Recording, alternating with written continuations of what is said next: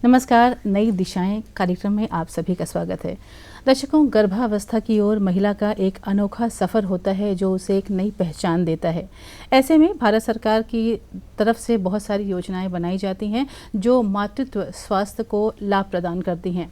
इनका उद्देश्य माँ और शिशु के स्वास्थ्य को सुनिश्चित करना और साथ ही उनके आर्थिक रूप से उनका समर्थन करना भी होता है। तो कौन कौन सी मैटरनल स्कीम्स हैं, उसके बारे में आज हम बात करेंगे। हमारे साथ स्टूडियो में मौजूद हैं मातृत्व स्वास्थ्य की कार्यक्रम प्रभारी डॉक्टर वंदना सिंह।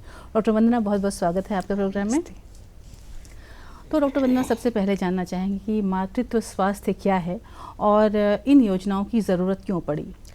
मातृत्व स्वास्थ्य का अर्थ होता है एक गर्भवती स्त्री की गर्भावस्था के दौरान, प्रसव काल में और प्रसव के बाद उसके स्वास्थ्य की उत्तम देखभाल। ये योजनाओं की ज़रूरत इसलिए पड़ती है ताकि हम एक महिला को गर्भावस्था के दौरान अच्छी से अच्छी सुविधाएं प्रदान कर सके, जिससे कि प्रसव के दौरान होने वाले उपद्रवों के कारण उनके मृत्यु के दर में कमी लाई जा सके। यानी कि जो हम मातृ मृत्यु दर और शिशु मृत्यु दर कहते हैं, उसमें कमी लाई जा सके। तो भारत सरकार द्वारा इसके लिए कौन कौन सी योजनाएं चलाई जा रही हैं? भारत सरकार द्वारा मातृत्व स्वास्थ्य के लिए कई योजनाएं चलाई जा रही हैं, जैसे कि प्रधानमंत्री सुरक्षित मातृत्व अभियान, जननी शिशु सुरक्षा कार्यक्रम, जननी सुरक्षा योजना यानी कि JSY। जी, तो सबसे पहले बात करते हैं PMSMA की, यानी कि प्रधानमंत्री सुरक्षित मातृत्व अभियान की। तो ये कैसा अभियान है, क्या है और इसकी शुरुआत कब हुई? प्रधानमंत्री सुरक्षित मातृत्व अभियान जो है, इसकी शुरुआत हुई थी 9 सितंबर 2016 में। और इस प्रोग्राम को शुरू करने का मुख्य उद्देश्य यह था कि हम हर महिला को गर्भावस्था के दौरान अच्छी से अच्छी सुविधाएं दे सके, यानी कि जो उनकी क्वालिटी ऑफ एंटीनेटल केयर हम कहते हैं, उसको और भी बेहतर बनाया जा सके। जैसे कि डायग्नोस्टिक जो दिए जाते हैं, जैसे कि उनकी ब्लड इन्वेस्टिगेशन होती है, यूरिन इन्वेस्टिगेशन होती है, वो उनको उनके नज़दीकी स्वास्थ्य केंद्र में मुहैया करवाए जा सके, उनको अल्ट्रासोनोग्राफी की सुविधा प्रदान की जा सके। और हम ये कोशिश करते हैं कि गर्भावस्था के दौरान उनका यूजुअली 4 एंटीनेटल चेकअप तो होता ही है। एक जो है PMSMA डे के दिन जो है चिकित्सा अधिकारी द्वारा उनकी हम जांच करवा सके। कई बार हमने ये देखा है कि गर्भावस्था के शुरुआती दिनों में बहुत सारे रीज़न से जो गर्भवती महिला होती है, वे अपनी जांच नहीं करवा पाती है।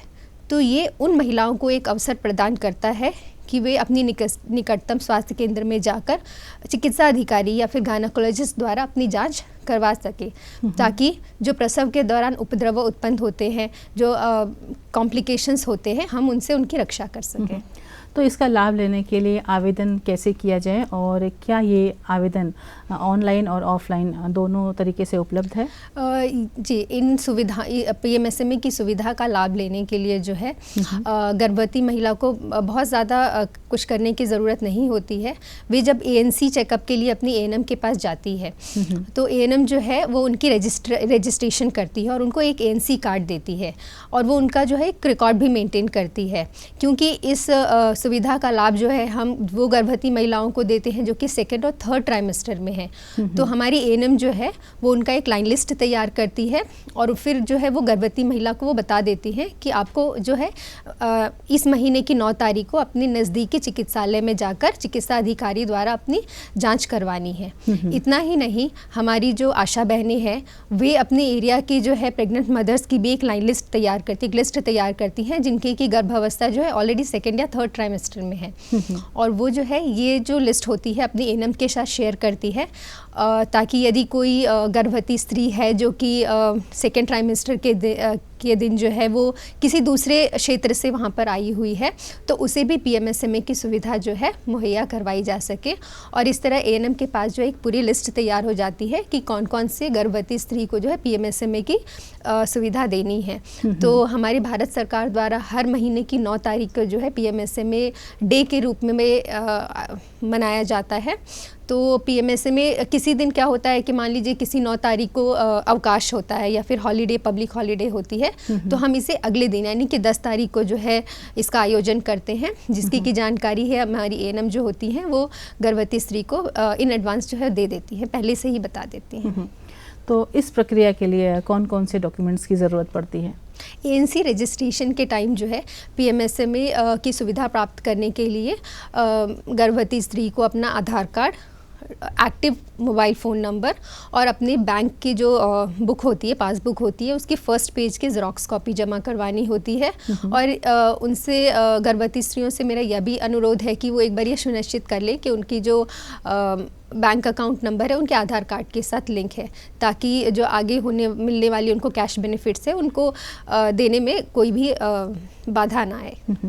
तो जैसे भी आपने बताया कि ये गर्भवती महिलाओं के लिए है, तो अगर गर्भवती महिला आवेदन लेने के लिए या इस प्रक्रिया के लिए नहीं पहुंच सकती, तो क्या परिवार का कोई अन्य सदस्य इसके लिए आवेदन कर सकता है? इसके लिए आवेदन के लिए जैसे अलग से गर्भवती महिला को जाने की ज़रूरत नहीं होती है, क्योंकि जब वो फर्स्ट ANC जब उनकी प्रेगनेंसी कंफर्म होती है तभी जो है हम पूरी डिटेल्स उनसे ले लेते हैं। बट यदि किसी कारणवश वो अपना डॉक्यूमेंट्स नहीं जमा कर पाई है या फिर उन्हें कोई डाउट है, तो वो अपने घर के किसी भी सदस्य को अपनी ANM के पास, नज़दीकी ANM के पास भेज सकती है, जिनसे कि उनको जो है पूरी जानकारी वहाँ पे दे दी जाती है। अच्छा, जो महिलाएं मुख्य भूमि में हैं और वहाँ इन्होंने इस प्रक्रिया के लिए रजिस्ट्रेशन ऑलरेडी करवा दिया है और उन्हें किसी कारणवश यहाँ आना पड़ रहा है या कहीं और जाना पड़ रहा है, तो क्या वे इस सेवा का लाभ उठा सकते हैं? जी हाँ, ये जो सेवा है ये हमारी द्वीप समूह की और मतलब पूरे भारतवर्ष में भारत सरकार द्वारा चलाई जा रही है। इस सुविधा का लाभ जो है वे हर गर्भवती महिला उठा सकती है। इसमें हम कोई भेदभाव नहीं करते हैं कि जो मिलेंट से आई हुई है उनको हम ना दें, ऐसी कोई बात नहीं है। हम ये सुविधा हर एक गर्भवती महिला के स्वास्थ्य के लिए और हम हर एक गर्भवती महिला को ये सुविधा प्रदान करते हैं।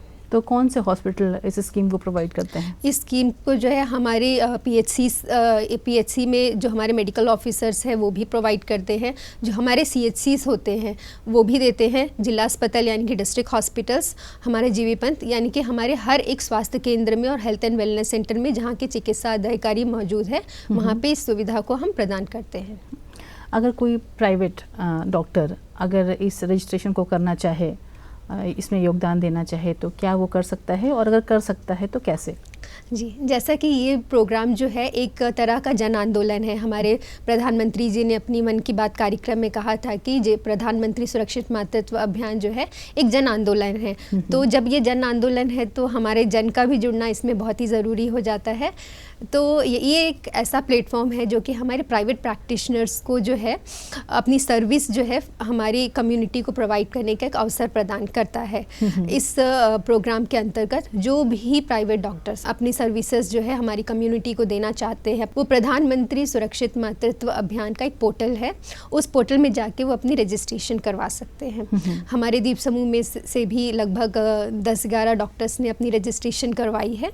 तो कोई भी जो प्राइवेट डॉक्टर्स है वो अपनी रजिस्ट्रेशन करवा सकते हैं, ताकि ज़रूरत पड़ने पर जो है उनको हम नज़दीकी उनके चिकित्सालय में बुलाकर उनसे जो है सुविधाएं प्राप्त कर पाएंगे। अब बताएं कि इस प्रक्रिया में कौन कौन से लोग लाभ ले सकते हैं?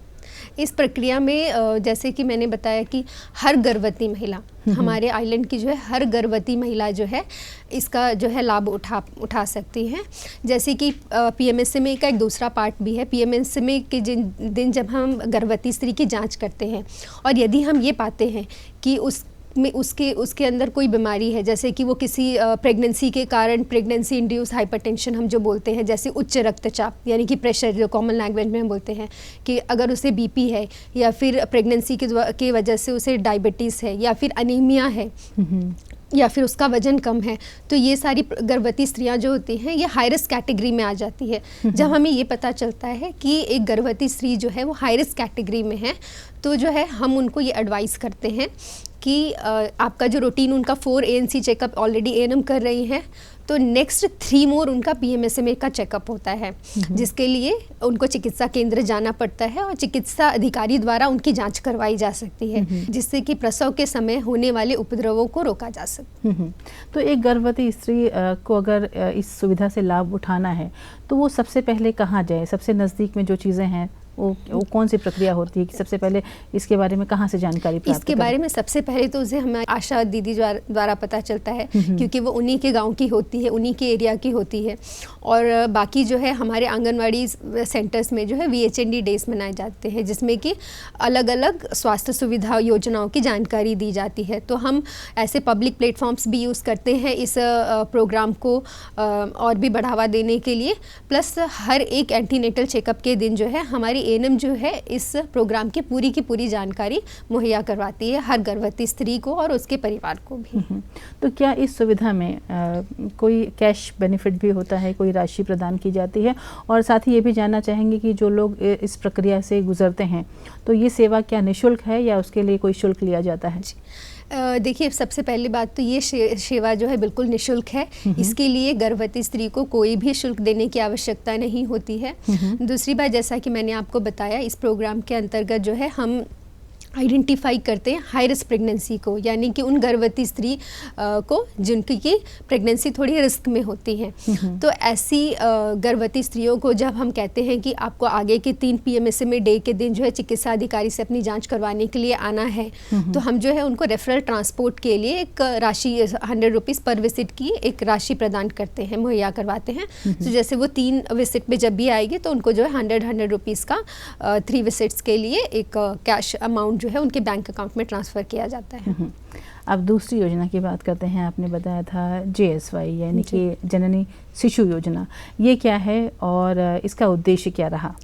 जी कि हमारी जो JSY प्रोग्राम है, जननी सुरक्षा योजना, तो इसकी शुरुआत जो है वो की गई थी 12 अप्रैल 2005 में।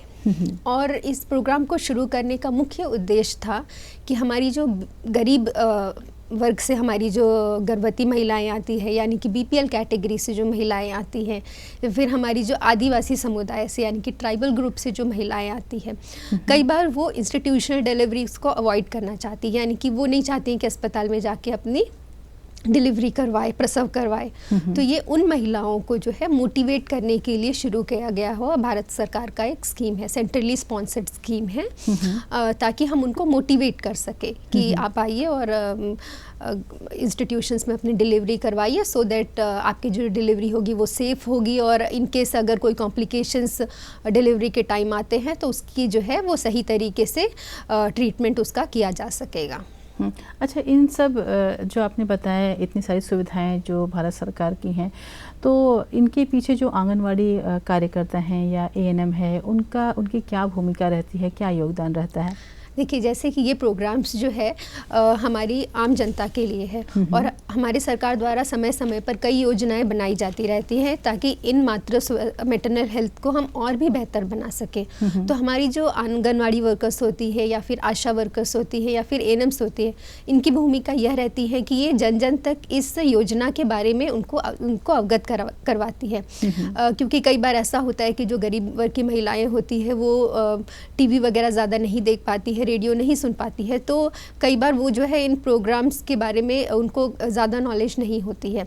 लेकिन हमारी जो आशा वर्कर्स और आंगनवाड़ी वर्कर्स जो कि उसी एरिया को बिलोंग करती है, वो उनको इन डिटेल जो है इन प्रोग्राम्स के बारे में समय समय पर बताती रहती हैं, जिससे कि वो अपने साथ के लोगों को या फिर साथ की किसी अन्य गर्भवती स्त्री को भी इस प्रोग्राम की जानकारी दे सके और अपने गर्भावस्था को और भी बेहतर बना सके। तो इस प्रक्रिया में कौन कौन से वे लोग हैं जो लाभ ले सकते हैं, और इस प्रक्रिया को लेने के लिए कौन कौन से डॉक्यूमेंट्स चाहिए? देखिए, JSY की जो सुविधा है, जैसा कि मैंने बताया, ये specially for BPL category and tribal category के लिए है। तो जब प्रेग्नेंट वुमेन जो है ANC चेकअप के लिए आ रही है, तो उसको जो है अपना एक BPL कार्ड या फिर ट्राइबल कार्ड जमा करवाना होता है। और क्योंकि इसमें कैश बेनिफिट्स जो है आजकल जो नियम है DBT मोड से ही मिलता है, क्योंकि हम कैश नहीं देते हैं, उनके बैंक अकाउंट में ही पैसे जमा करवाए जाते हैं। तो एक पासबुक की ज़रूरत होती है, यानी कि उनका एक एक्टिव अकाउंट नंबर होना है, साथ में आधार कार्ड की ज़रूरत पड़ती है और एक्टिव फ़ोन नंबर उनका होना है, और अकाउंट नंबर अगेन आधार कार्ड के साथ जो है वो लिंक्ड होना है, ताकि DBT मोड करने के टाइम जो है हमें कोई असुविधा ना हो। तो जिन लोगों को अभी तक इस सुविधा के बारे में पता नहीं चला है, वो सबसे पहले क्या करें? सबसे पहले तो उनको अपनी नज़दीकी चिकित्सालय में जाना है और उनको ये बताना है कि वो BPL कैटेगरी या फिर ट्राइबल कैटेगरी से आते हैं। जब वो बताएंगे तो हमारी ANM जो है रजिस्ट्रेशन के दौरान उनसे डॉक्यूमेंट्स लेगी और डॉक्यूमेंट्स लेने के बाद जो है एक GSY कार्ड बनाई जाती है। एक कार्ड होती है जिसमें कि वो उनका पूरा डिटेल्स की एंट्री होती है और उनको वो हर गर्भवती महिला जो कि इस सुविधा के अंतर्गत आती है तो उनको जो है हम एक GSY कार्ड देते हैं। तो जब उनकी डिलीवरी हो जाती है तो वो जो है अपने डिस्चार्ज स्लिप के साथ अपनी ANM को दोबारा वो कार्ड जमा करवा देती है, जिससे कि हमारी ANM जो है उसको फर्दर जो है वो प्रोसेस कर देती है ताकि उनको बेनिफिट्स जो है डिलीवरी के बाद मिल सके। अब तीसरी योजना जो आपने बताई थी JSSK यानी कि जननी शिशु सुरक्षा कार्यक्रम, ये क्या है? जननी शिशु सुरक्षा कार्यक्रम, इस प्रोग्राम की शुरुआत जो है 1 जून 2011 में की गई थी। और जैसा कि मैंने आपको पहले बताया कि सबसे पहले JSY की योजना शुरू की गई थी, जिसके अंतर्गत हमने जो गरीब वर्ग की महिलाएं और ट्राइबल महिलाओं को विशेष रूप से उनके ऊपर ध्यान दिया गया। लेकिन हमारी सरकार ने देखा कि इतनी सुविधाएं देने के बाद भी कई गर्भवती महिला जो है इंस्टीट्यूशनल डिलीवरीज यानी कि हॉस्पिटल आके अपनी डिलीवरी करवाने को अवॉइड कर रही थी, वो नहीं आना चाहती थी। और जब ये रिसर्च किया गया तो पता चला कि उसका मुख्य कारण था कि डिलीवरी के टाइम होने वाला खर्च। उन्हें लगता था कि वो उन खर्च को अफोर्ड नहीं कर पाएंगे। तो हमारी भारत सरकार द्वारा जननी शिशु सुरक्षा कार्यक्रम की शुरुआत की गई और इस प्रोग्राम के अंतर्गत ये नियम बनाए गए कि हर एक गर्भवती महिला को गर्भावस्था के दौरान, प्रसव के दौरान और प्रसव के बाद मिलने वाली सारी सुविधाएं जैसे कि दवाइयाँ, उनकी हॉस्पिटलाइजेशन का खर्चा, डिलीवरी के टाइम यदि नॉर्मल डिलीवरी हो रही है तो यदि किसी वजह से C-सेक्शन हो रहा है यानी कि उनका सिजेरियन करना पड़ रहा है, जैसे कि सिजेरियन का जो है वो काफ़ी कॉस्ट पड़ जाता है, इवन सिजेरियन की खर्चा।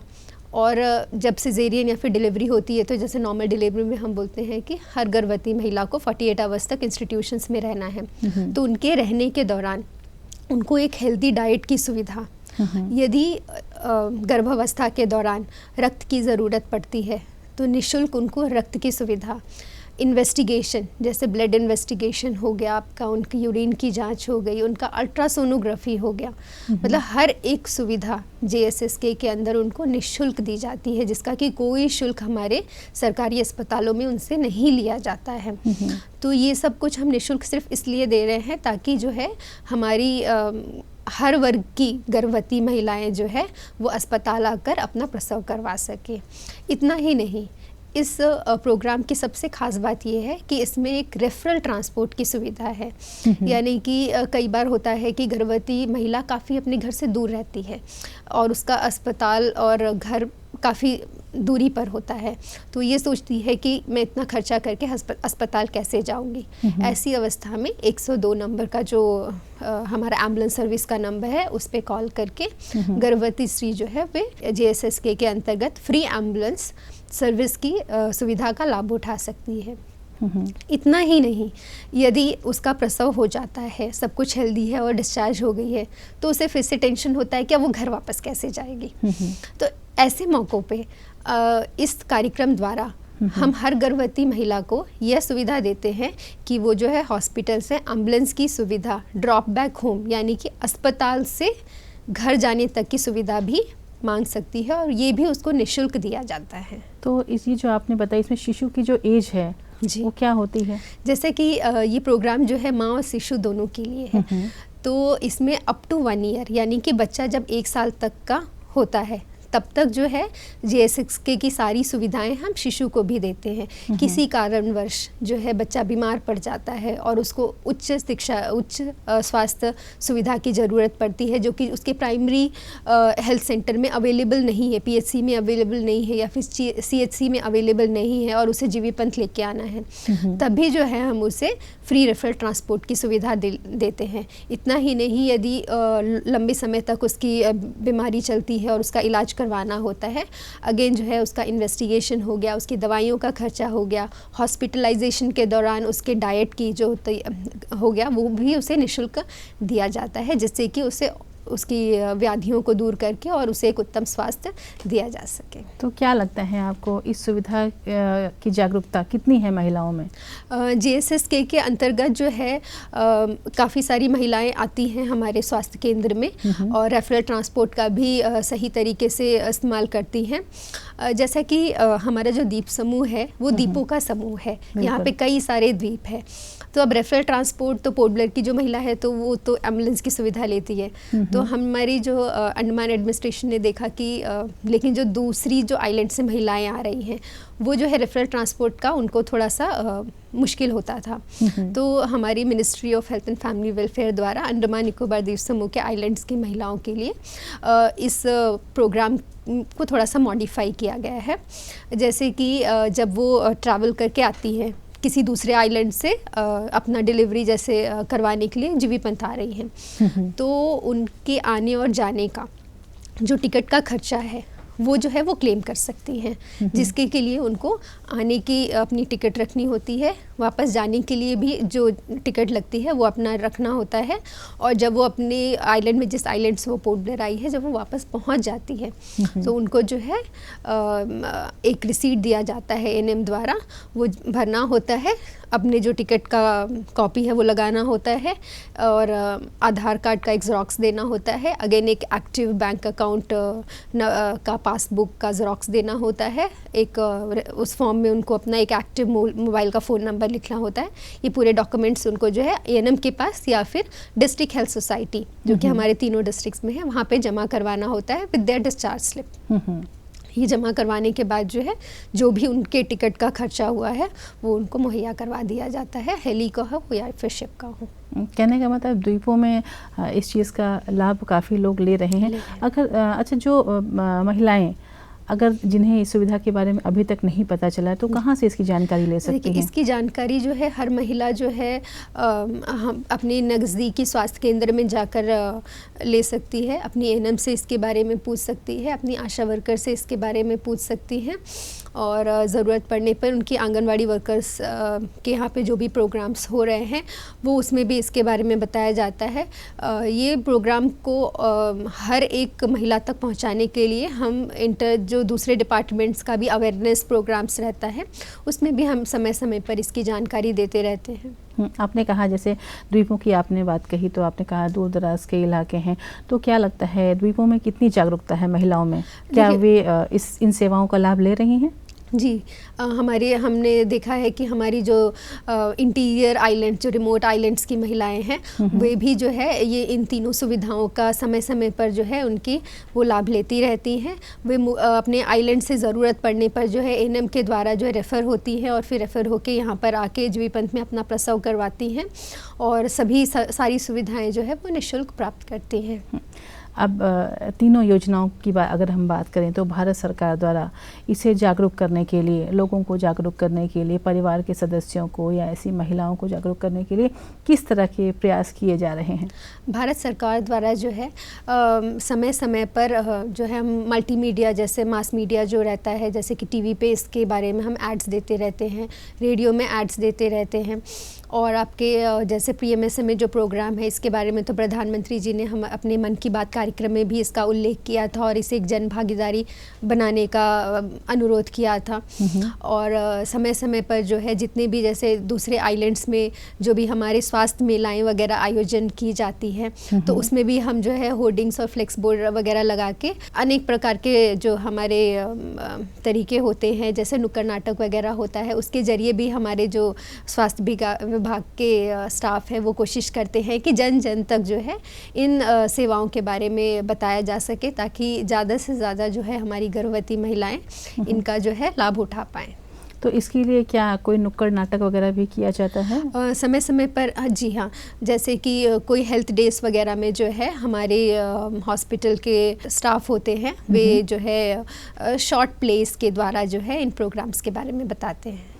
तो जो न्यूली मैरिड कपल हैं और जो इन चीज़ों के लिए प्लान कर रहे हैं, प्रेगनेंसी प्लान कर रहे हैं, तो उन्हें किन चीज़ों की जानकारी पहले लेनी होगी अगर वे इन सेवाओं का लाभ लेना चाहते हैं तो? जैसे कि बर्थ प्लानिंग जो है आज के ज़माने में बहुत ही ज़्यादा ज़रूरी हो जाता है। तो बर्थ प्लानिंग के वजह से के जरिए जो है हम प्रसव के दौरान जो आने वाले उपद्रव होते हैं, जो हम बोलते हैं ना कॉम्प्लिकेशंस होते हैं, हम उनको भी अवॉइड कर सकते हैं। तो जब भी कोई न्यूली मैरिड कपल है और जो एलिजिबल कपल हम कहते हैं जिनको कि जो है कि प्लान कर रहा है कि नहीं, अब उन्हें जो है वो चाइल्ड प्लानिंग कर लेनी चाहिए। तो सबसे पहले तो जो है एक महिला जो है वो अपनी आशा वर्कर के, आशा दीदी जो होती है ना, उनके पास जा सकती है। तो वो जब उनसे बात करेंगी तो वो उनको बताएंगे कि जैसे अगर आप प्लान कर रहे हो कि अब आपको कंसीव करना है, तो वो बोलेगी कि आप फोलिक एसिड की टैबलेट जो है वो शुरू कर दीजिए, जो कि चिकित्सालय में अगेन जैसे मैंने कहा इन योजनाओं के अंतर्गत फ्री ऑफ कॉस्ट अवेलेबल है। तो वो उनको जो है अपनी एएनएम के पास लेके जाएगी। एएनएम जो है उनको और भी जानकारियाँ देंगी, जैसे कि उनको जो है गर्भ धारण करने के लिए उनका वेट आइडियल होना है, वो अनीमिया का शिकार नहीं होना है, उनको अपना प्रेशर चेक में रखना है, उनको जो है ये कोशिश करना है, देखना है कि उनको कहीं शुगर तो नहीं है या फिर थायराइड की प्रॉब्लम तो नहीं है, उनका पीरियड जो है वो रेगुलर इंटरवल पे हो रहा है या फिर नहीं हो रहा है। ये सारी डिटेल्स जो है वो एएनएम उनको बताती है। इसके साथ ही जो है एएनएम्स जो है हमारी वो एक डिटेल उनको जानकारी देती है इस सारी की सारी योजनाओं के बारे में, जो मैटरनल हेल्थ सर्विसेज और स्कीम्स होते हैं इनके बारे में सारी जानकारियाँ देती हैं, जिससे कि समय आने पर जो है वो इन सारी योजनाओं का सही तरीके से लाभ उठा पाए। अच्छा, ये जो अभी आपने रजिस्ट्रेशन की बात की तो या आवेदन की बात की या इस प्रक्रिया से अगर हम लाभ लेने की बात करें तो इसके लिए क्या कोई टाइम पीरियड होता है कि एक निर्धारित समय है, इसके अंतर्गत ही हमें रजिस्ट्रेशन कराना है और इसके बाद वो चीज़ें नहीं हो सकती?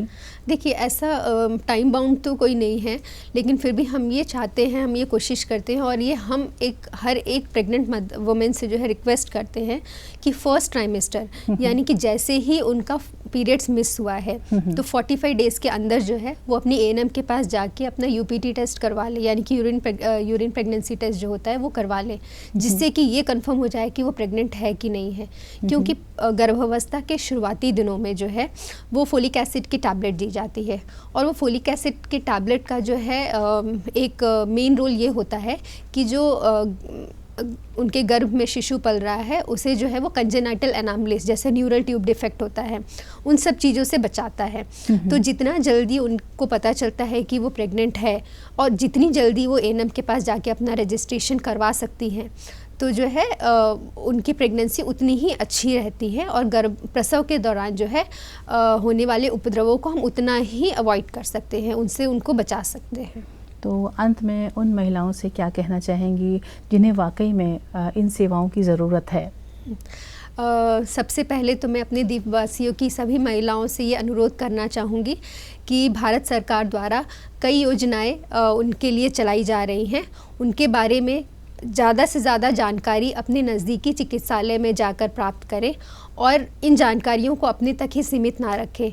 ये जो है अपने साथ साथ जो है अपने साथ में काम करने वाली महिला को या फिर अपने पड़ोस में रहने वाली महिला को भी इसके बारे में जानकारी दें, ताकि समय आने पर सभी सुविधा का ज़्यादा से ज़्यादा लाभ उठा सके और हमारे समाज की हर एक गर्भवती महिला स्वस्थ हो, मातृ मृत्यु दर में कमी आ सके और हमारा समाज का हर एक शिशु, हर एक बच्चा जो है वो हेल्दी हो। धन्यवाद। तो डॉक्टर वंदना, आप कार्यक्रम में आई और इस स्कीम से संबंधित इतनी सारी बातें बताई, समय देने के लिए बहुत बहुत शुक्रिया आपका। नमस्कार। तो दर्शकों, भारत सरकार द्वारा इन योजनाओं के ज़रिए बहुत से प्रयास किए जा रहे हैं। आप भी इन सेवाओं का लाभ लें और अपने शिशु की तरफ ध्यान दें। मिलेंगे अब अगले प्रोग्राम में। नमस्कार।